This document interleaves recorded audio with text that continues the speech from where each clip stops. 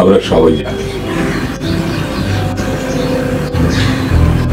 এক অদম্য সম্ভাবনার স্বপ্নের দেশ আমাদের বাংলাদেশ। এদেশের স্বাধীন মানচিত্র, স্বাধীন পতাকা, স্বাধীন সংবিধান এবং স্বাধীন সার্বভৌমত্ব বিশ্বের মানচিত্রকে এক সবুজ শ্যামল চিত্রের রূপরেখায় বিশ্বকে ধন্য করেছিল। এই বাংলার বরেণ্য রাজনীতির নেতৃত্বে বয়ে এসেছিল 47-এর দেশভাগ, 52-র বাংলা ভাষা আন্দোলন, 66-র যুদ্ধফ্রন্ট, 68-69-এর গণঅভ্যুত্থান এবং মহান স্বাধীনতার 71-এর মুক্তি সংগ্রাম। এরপর ভৌগোলিক সীমানায় বিশ্ব মানচিত্রের মাঝে স্থান হয়েছিল আমাদের এই বাংলাদেশের। এই বাংলার ধারাবাহিকতায় অনেক চড়াই উতরাই পার করে স্বাধীনতার 54 বছর দাঁড়িয়ে আমরা। কিন্তু হঠাৎ এত যুগ পার করে আবার নখরের ধাপা, স্বাধীনতার পূর্বের সেই রেজিম, সেই ধ্বংসযজ্ঞ, সেই জেনোসাইড, সেই ধর্ষণ, সেই খুন, সেই রাহাজানি, সেই সাধারণ মানুষের বাঁচার জন্য চিৎকার, কেড়ে নেওয়া হচ্ছে মুখের ভাষা, নির্বাক প্রহ, কেড়ে নেওয়া হচ্ছে সংস্কৃতির মূল্যবান শেকড়।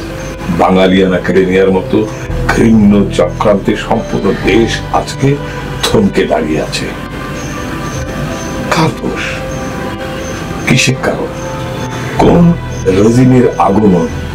শত প্রশ্ন সুশীল মূল্যকে। আর আমরা নিরীহ প্রাণের বাঙালিরা, শ্রমজীবী মানুষেরা, কৃষকেরা, কামারেরা, কুমারেরা, মজুরেরা, ঘর গৃহস্থালী নারী মানুষেরা, শ্রমায়ন শিল্পের নারীরা উত্তর পাওয়ার আশায় বুক বেঁধে আছে। কিন্তু এই দেশের ধ্বংসলীলা যজ্ঞের শেষ কোথায়? তারা কি এই দেশ চায় না? তারাও তো এই দেশের মানুষ। তারা কি এদেশের নাম, এদেশের পতাকা, এদেশের আইন কানুন, এদেশের সংস্কৃতি ভালোবাসে না? কিন্তু 54 বছর পর কেন? 54 বছর ধরে তারা তেমন করেনি। উত্তর মেলাতে পারছি না আমরা বাঙালিরা। তবু আশায় বুক বেঁধে আছি। বাঙালিয়ানা জীবনের স্বাভাবিকতা কেউ কাটতে পারেনি, পারবে না। আবার স্বাধীনতার মহান ইতিহাসের ক্ষণ বয়ে আসবে। জারি, সারি, ভাটিয়ালি, মুর্শিদি, লালন, দোলযাত্রা, নাটক, চিত্র, চলচ্চিত্র, সুষ্ঠু রাজনীতির গণতান্ত্রিক অবকাঠামো, স্বভাব সুন্দর জীবন আবার জেগে উঠবে। পূজা, পার্বণ, সমস্ত কিছুই। জয় হোক মানুষের, জয় হোক এই বাংলার, এবং জয় হোক বাঙালিয়ানা জীবনের।